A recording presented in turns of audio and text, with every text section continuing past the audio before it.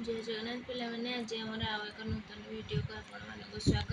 ଆଜି ଆମେ ପଞ୍ଚସଖାଙ୍କ ସମ୍ବନ୍ଧୀୟ ଆଉ 10ଟି ପ୍ରଶ୍ନ ଆପଣମାନଙ୍କ ପାଇଁ ନେଇ ଆସିଛୁ। ଏହି ଭିଡ଼ିଓଟି ଆରମ୍ଭ କରିବା ପୂର୍ବରୁ ଦୁଇଟି ପ୍ରଶ୍ନର ଉତ୍ତର ଆପଣମାନଙ୍କୁ ଦେଇନଥିଲି, ସେହି ଦୁଇଟି ପ୍ରଶ୍ନର ଉତ୍ତର ପ୍ରଥମେ ଦେଇଦେବି। ତୋଳାମିଣା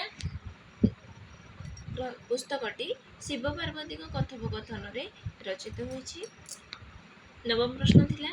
ଦଶମ ପ୍ରଶ୍ନ ହେଉଛି ମୃଗୁଣୀ ସ୍ତୁତିରେ ମୃଗୁଣୀର ନାମ କ'ଣ ଥିଲା? ମୃଗୁଣୀର ନାମ ଥିଲା ତାରାବତୀ। ଆଜି ଭିଡ଼ିଓର ପ୍ରଥମ ପ୍ରଶ୍ନ ହେଉଛି ବୋଇଲେ ସ୍ତ୍ରୀଙ୍କର ତା ଅଟେ କେଡ଼େ ବୁଦ୍ଧି, ପ୍ରମୋଦା ନାମ ତେଣୁଟି ଜଗତେ ପ୍ରସିଦ୍ଧି। ଏହା କିଏ କହିଥିଲେ? ଅଚ୍ୟୁତାନନ୍ଦ ଦାସ କହିଥିଲେ ହରିବଂଶରେ। ହରିବଂଶ କେଉଁ ବୃତ୍ତରେ ରଚିତ? ଦାଣ୍ଡି ବୃତ୍ତରେ ରଚିତ। 7ଟି ଖଣ୍ଡ ଏଥିରେ ରହିଛି, ତେଣୁ 7 ଖଣ୍ଡିଆ ହରିବଂଶ ବୋଲି ତାକୁ କୁହାଯାଏ। ତୃତୀୟ ପ୍ରଶ୍ନ ବ୍ରହ୍ମସଙ୍କୁଳି ପୁସ୍ତକରେ କେତୋଟି ଅଧ୍ୟାୟ ବା କଳ୍ପ ରହିଛି?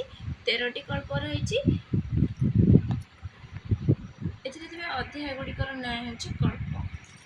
ଚତୁର୍ଥ ପ୍ରଶ୍ନ ଯଶୋବନ୍ତ ଦାସଙ୍କ କେଉଁ ପୁସ୍ତକରେ ସ୍ୱର ବିଜ୍ଞାନ ସମ୍ପର୍କରେ ମନ୍ତବ୍ୟ ପ୍ରକାଶ ରହିଛି? ଶିବ ସ୍ୱରୋଦୟରେ।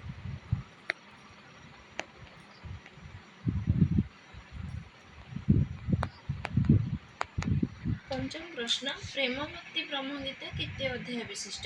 5 ଅଧ୍ୟାୟ ବିଶିଷ୍ଟ।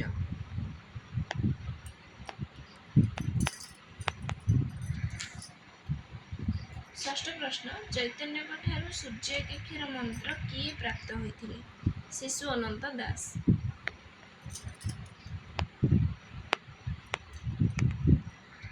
ସପ୍ତମ ପ୍ରଶ୍ନ ହେତୁ ଉଦୟ ଭାଗବତ କେତେ ଅଧ୍ୟାୟ ବିଶିଷ୍ଟ? ହେତୁ ଉଦୟ ଭାଗବତ 10 ଅଧ୍ୟାୟ ବିଶିଷ୍ଟ। 8 ନମ୍ବର ପ୍ରଶ୍ନ ଦାରୁ ବ୍ରହ୍ମ ଗୀତା କିଏ ଲେଖିଥିଲେ? ଜଗନ୍ନାଥ ଦାସ।